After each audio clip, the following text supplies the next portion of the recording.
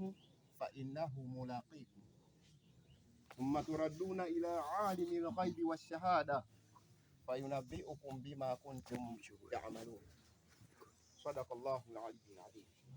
Ndugu zangu Waislamu, awali ya yote hatuna budi kumshukuru Mwenyezi Mungu aliyotuwezesha sisi wachache miongoni mwa wengi waliotiania na azima ya kushiriki katika dua hii, lakini katika sababu za kibinadamu tu wenzetu wakashindwa kushiriki pamoja na sisi. Kwa hiyo sisi wachache hatuna budi kurejesha shukrani kwa yule aliyetuleta katika dunia kwa kusema alhamdulillahi rabbil alamin. Ndugu zangu Waislamu, mimi nina mambo mawili. Jambo la kwanza kabisa, ni thubutu kusema isingestahiki kuzungumza katika hadhara hii, hasa ukiangalia ukubwa wa hadhara na wakubwa waliopo katika hadhara hii.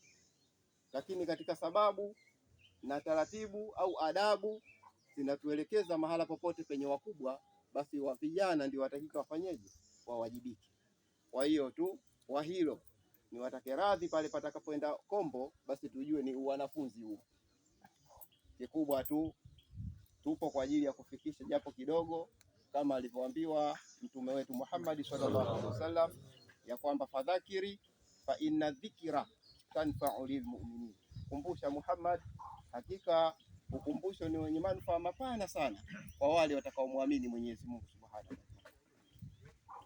Kwa hiyo ndugu zangu, niwaombe muda mchache tu, kwa sababu ya kuendelea na majukumu mengine katika kukamilisha ibada hii tuliyoamrishwa sisi kupitia kwa mtume wetu Muhammad sallallahu alaihi wasallam. Ndugu zangu, tukio ni umauti. Umauti ambao haujapatapo kupendeza kwa kiumbe yeyote. Muda wa kuwa yupo duniani na amepewa uhai, basi haujapatapo kupendeza umauti kwa kiumbe wa aina yeyote.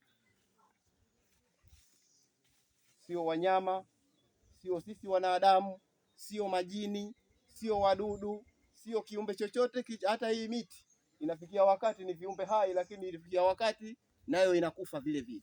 Lakini kwa tukio la umauti na uzito wake, halijawahi kupendeza kwa chochote kilichopata kupewa nafsi katika dunia.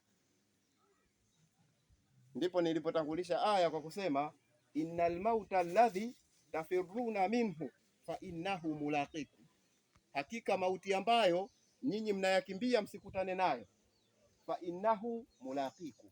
Mungu wakati ya taukidi kwamba hakika mauti hayo mtakutana nayo. Utake utakutana nayo, usitake utakutana nayo. Uwe mwema utakutana nayo, uwe muovu utakutana nayo. Lakini akasema thumma turadduna ila alimil ghaibi wash-shahada, kisha tutakurejesheni nyinyi, mtarejeshwa nyinyi kwa yule mjuzi wa mambo ya siri na yale yaliyofichika, ambayo si mwingine ni Mwenyezi Mungu Subhanahu wa Ta'ala. Kazi ya kurejeshwa huko nini? Fayunabbi'ukum bima kuntum ta'malun, basi mtapewa habari nyinyi kwa yale yote mlikuwa mnatabahari katika maisha ya dunia, mlikuwa mnaenda nayo katika dunia. Kwa hiyo mimi nikuhusie ndugu yangu, bora tukapewa habari ya yale yaliyokuwa mazuri. Hili jambo hili litakuwa ni zuri zaidi na yenye kupendeza kwa Mwenyezi Mungu, kuliko siku ya siku tunaenda kupewa habari kwa Mwenyezi Mungu kwa mambo ya ajabu ya hovyo yasiyokuwa na maana ya aina yoyote. Kama nilivyotangulia kusema, umauti ni kiumbe kisichopendeza kwa mtu wa aina yoyote. Basi tujue hatima yetu sisi ni kufa, lakini baada ya kufa kitakachofuata ni kupewa habari ya matendo yetu ya kidunia ambayo tulikuwa tumetabahari au tumekwenda nayo. Mimi nichukue tu sehemu ya maisha ya mzee wetu huyu, kwa kweli yawe mazingatio kwa sisi tuliokuwa hai. Ni mzee ambaye amemaliza maisha yake katika wakati ambao hauwezekani kwa sisi vijana, hatuwezi. Lakini kulingana na umri wake, maisha yake yawe ni mazingatio tosha. Mtume Muhammad sallallahu alaihi wasallam anasema katika hadithi, inna ibna adama khuliqu ala tabaqatin shatta, hakika mwanadamu ameumbwa katika namna tofauti. Minhum man yuladu mu'mina, miongoni mwao wanadamu wapo wale wenye kuzaliwa hali ya kuwa ni Waislamu waumini, wa yahya mu'mina, na akaishi katika dunia hali ya kuwa ni muumini, wa yamutu mu'mina, lakini vile vile akaondoka katika dunia hali ya kuwa vile vile ni Muislamu, ni muumini. Mwenyezi Mungu atuwezeshe tuwe katika hali hii. Lakini sifa ya pili, tofauti ya pili, wakasema wa minhum, na miongoni mwa wanadamu hao hao, mayuladu mu'mina, yupo yule ambaye mwenye kuzaliwa hali ya kuwa ni Muislamu au mu'min, wa yahya mu'min, na akaishi katika dunia hali ya kuwa ni mu'min, wa yamutu kafir, na akafa hali ya kuwa ni kafiri. Hiyo ni sehemu ya pili. Lakini pia wa minhum man yuladu mu'min wa yahya mu'min wa yamutu, wa minhum man yuladu mu'min wa yahya kafir wa yamutu mu'min. Hiyo ni sehemu ya tatu pia. Wapo wale wenye kuzaliwa hali ya kuwa ni Waislamu, wakaishi katika maisha ya dunia hali ya kuwa ni makafiri, hawamtambui Mungu na wana habari naye, lakini siku ya siku wao wakamalizia maisha yao katika hatima ya kuwa wao ni waumini mbele ya Mwenyezi Mungu Subhanahu wa Ta'ala. Walikiri makosa yao, siku ya siku Mungu hakutazama, hakujali yaliyopita huko nyuma, akawasamehe na wao wakakutana na rehema ya Mwenyezi Mungu. Sasa basi, huyu marehemu alikuwa ni ahbaba rasulillah, katika wapenzi wa Mtume Muhammad sallallahu alaihi wasallam. Wallahi, ukimwambia ukipa taarifa ya shughuli yako ya aina yoyote, kama hakuja mpigie simu, anatatiza.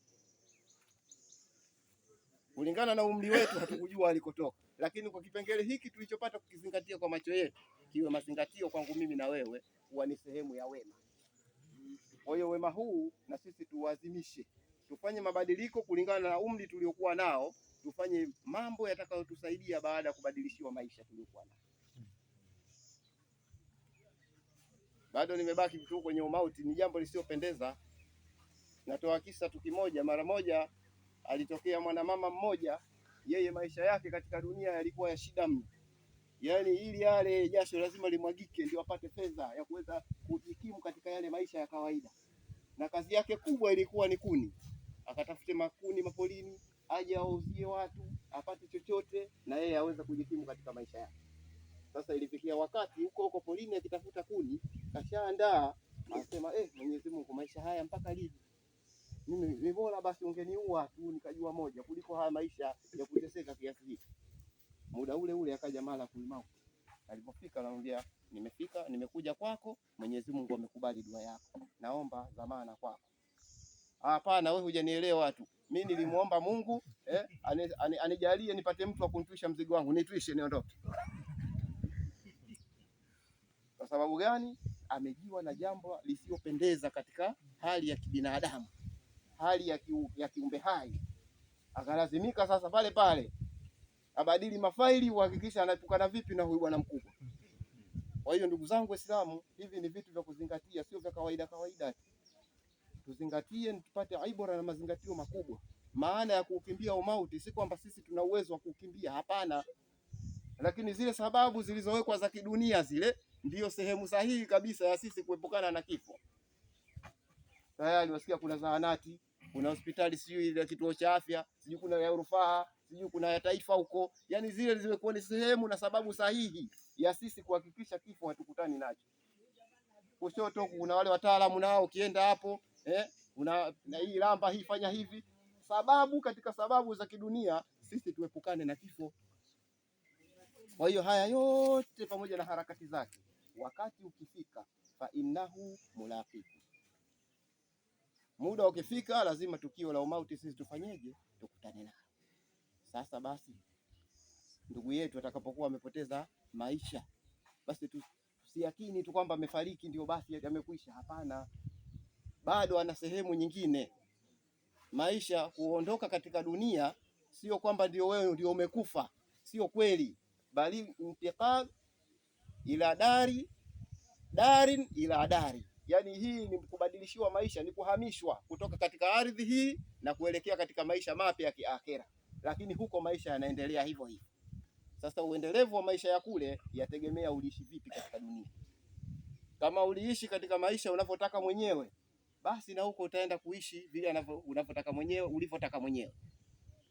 Lakini uliishi ukaweka muda, ukatenga muda wa kutosha, ukawa na ratiba kwamba hapa mpaka hapa ni mambo yangu ya kidunia, hapa mpaka hapa ni ratiba ya Mwenyezi Mungu Subhanahu wa Ta'ala, kipindi hiki na hiki nitafanya hiki, basi inshallah jambo hili wewe litakusababishia na akhera nako vile vile uende kukutane na yalikuwa mazuri au yalikuwa mema.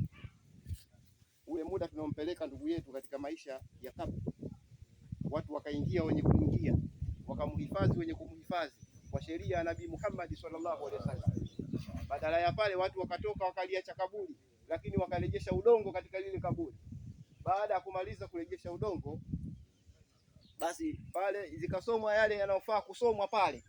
Baada ya hapo, anayechukua viatu anachukua, anayechukua fimbo yake anachukua, anayebeba hiki anabeba kwa ajili ya kuondoka pale. Kwa hiyo kinachotokea pale, yule maiti marehemu tuliomzika pale, yasmau sauta yasmau aqdama la akhihi hina yuwalluna ila almanzilihim, yeye husikiliza, yani husikia ile michakato ya viatu, nyayo za ndugu zake wakati wanatoka pale katika makaburi, uzama wanageuka sasa, wanarudi katika majumba yao ya kidunia. Yeye anasikia, wenzangu ndio wananiacha leo, msaada wote walionifanyia, ina maana kinachotokea leo mimi nabaki peke yangu. Hivi ni katika vitu wanavyojiuliza maiti zama alipowekwa pale. Sasa tusiki tukasema wanakufa watu wafu wamekufa, hapana. Tayari wana mawasiliano mapana kabisa na sisi katika kuona namna gani wataishi katika maisha ya kabri. Kwa hiyo ndugu zangu Waislamu, kama nilivyosema, niutumie muda mchache tu katika kukumbushana, ila tu cha mwisho na cha kukiacha kwa umri tuliokuwa nao ambao ni tofauti.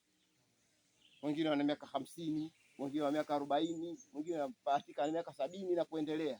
Hebu tuufanyie tathmini umri huu, utatusaidia baada ya kufa katika maisha ya akhera? Huo umri tuliokuwa nao huo, kuna yapi yatakayotusaidia baada ya kuondoka katika dunia? Kwa sababu usije ukawa ni mjanja na mwenye akili timamu, adhuhuri dunia nzima inalizunguka Kaaba tukufu kwa ajili ya kufanya ibada ya swala ya dhuhuri. Watu wanaingia misikitini kwa sababu hii dunia ipo katika takwir, katika umbo la duara, mzunguko. Kwa hiyo tayari pale ilipo Kaaba, kama unapoona hapa, tayari watu wanazunguka ile Kaaba kwa ajili ya nini? Kwa ajili ya kutekeleza ibada. Wewe kibla yako hivi, aliye nyuma ya kibla huko naye anaitafuta kibla, anaelekea huko alipo.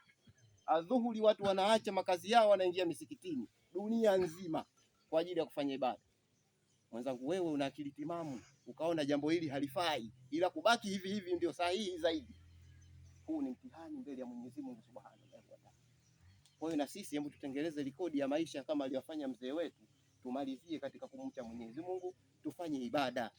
Sasa vijana wenzangu, kama haitoshi basi tokeni ili muone miji ya wenzenu huko, watu wanavyoacha bodaboda zao, watu wanavyotenga magari yao pembeni na kuingia misikitini.